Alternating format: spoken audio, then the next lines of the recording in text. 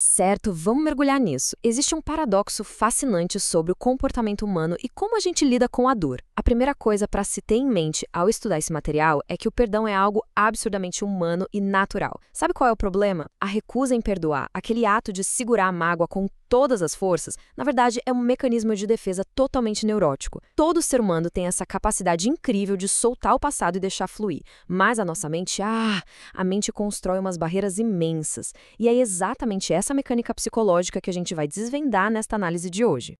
Nossa agenda hoje funciona como um verdadeiro mapa da evolução emocional humana. A gente vai passar por 1. A natureza do perdão.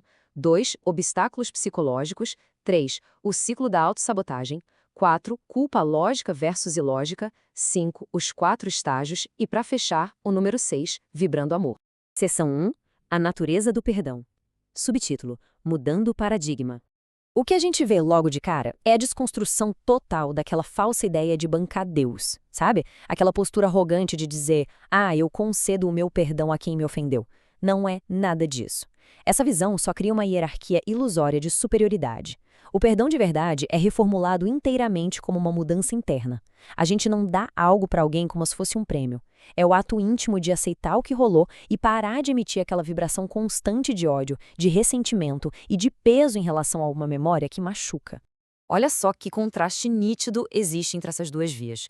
De um lado, a gente tem a tendência natural, que é simplesmente liberar a dor para que o fluxo da vida siga em frente sem amarras. Do outro lado, vem o comportamento neurótico, super defensivo, que fica ali abraçado com rancor.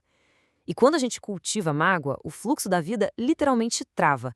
Isso cria um estado constante de defesa e de tensão que só atrai associações negativas sem fim. Seção 2. Obstáculos psicológicos. As defesas do ego. Mas então, por que é tão difícil soltar essa dor? Bom, a dificuldade geralmente nasce do nosso velho conhecido, o orgulho. É aquele medo desesperado de parecer fraco ou bobo na frente da sociedade. Tem também aquela fantasia inconsciente e um tanto ilusória de que não perdoar vai, de alguma forma mágica, ensinar uma lição a outro. É a tal fantasia da culpa reparadora. E claro, tem a ilusão da busca por justiça, onde o ego bate o pé e se recusa a aceitar que o ofensor possa sair impune. Literalmente, a gente levanta um muro e impede a liberação genuína do perdão. Tem uma analogia simplesmente fantástica sendo trazida aqui. Pensa num animal ferido. Ele olha para o agressor com pavor e reage de forma super defensiva a qualquer movimento que lembre aquela dor. É um instinto de sobrevivência puro, super primitivo. Guardar mágoa e se recusar a perdoar é basicamente operar nesse mesmíssimo nível de defesa animal. Só que a realidade humana é diferente. Nós temos a capacidade de pensar, de analisar o contexto e principalmente de usar a virtude da aceitação para conseguir seguir em frente. Animais se defendem instintivamente, humanos pensam e encaram a realidade. Isso nos leva àquela famosa reflexão da Madre Teresa de Calcutá. Qualquer ser humano sabe que, se realmente quisermos amar, precisamos primeiro aprender a perdoar antes de qualquer outra coisa. Que peso filosófico gigante tem isso, não é? O material destaca que ficar buscando a justiça dos homens é, na maioria das vezes, uma postura bem medíocre do ego. Um ser humano que consegue oferecer o perdão verdadeiro demonstra um nível de evolução infinitamente maior do que alguém preso nessa ilusão de justiçamento implacável. Seção 3. O ciclo da autossabotagem. Voltando-se para o interior. Agora, o que é realmente interessante sobre esta parte é a mudança de foco. A gente para de olhar para como as pessoas tratam os outros e começa a observar como elas tratam a si mesmas quando falta o auto-perdão. A cronologia desse mergulho na culpa é tipo um efeito dominó. Tudo começa com um simples desejo frustrado, essa frustração vira raiva, a raiva em ação se transforma num comportamento de destruição, e o que vem depois? A culpa. É a partir dessa culpa que se entra num estado terrível e muitas vezes inconsciente de autossabotagem, onde se acredita piamente que é preciso pagar por aquela falha.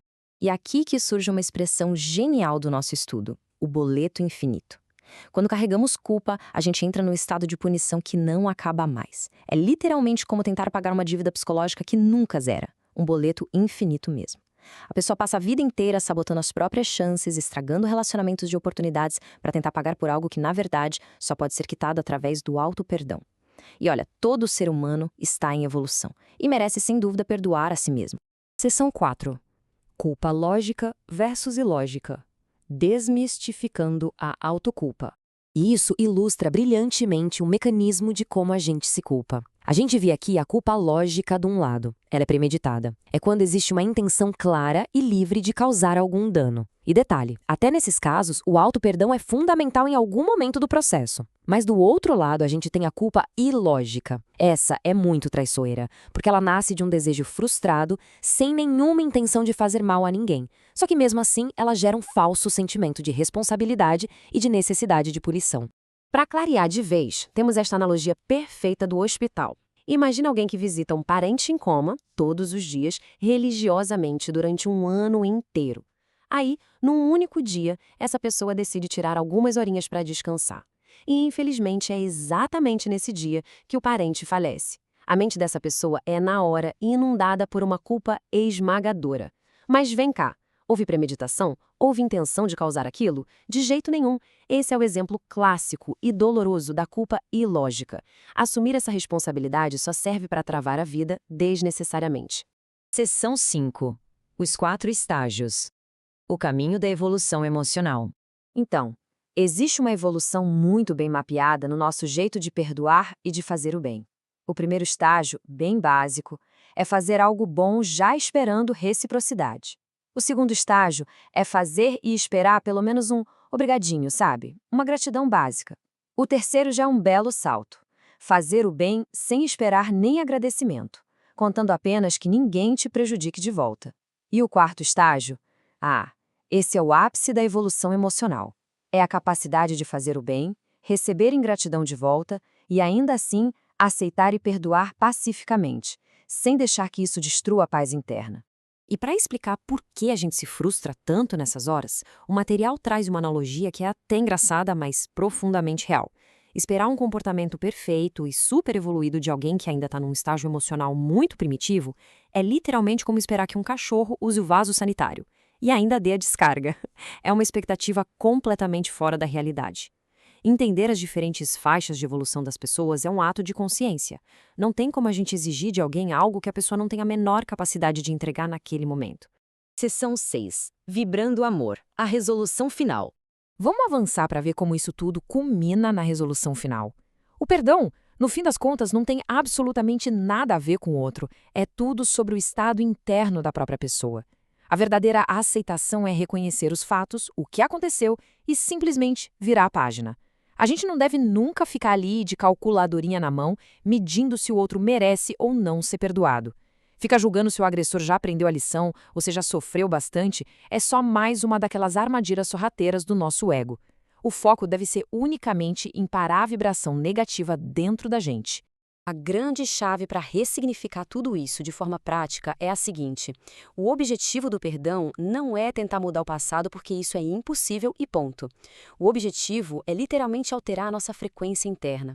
Onde tinha aquela vibração pesada de mágoa e de raiva por uma memória, a gente escolhe ativamente e conscientemente instaurar a vibração do amor. É mudar o canal interno para libertar o próprio coração de toda aquela defensividade exaustiva. Então, o ponto crucial de toda essa análise é o que, no fundo, trava todo esse processo e impede a liberação genuína dessas memórias dolorosas. A verdade é que a nossa necessidade de estar sempre certo, de ter o reconhecimento social e aquele medo bobo de parecer ingênuo, muitas vezes falam muito mais alto do que a vontade real de ter paz de espírito. E para amarrar tudo que a gente explorou nesta jornada, fica essa provocação final. Já que aprendemos que reter a mágoa bloqueia o fluxo da vida e só alimenta aquele boleto infinito da autossabotagem, a pergunta que não quer calar é: qual é o verdadeiro custo emocional de continuar segurando essa dor hoje? Até que ponto vale a pena bancar esse orgulho? A verdadeira liberdade emocional está, sem sombra de dúvida, na decisão corajosa de virar a página, soltar os pesos desnecessários e simplesmente deixar ir.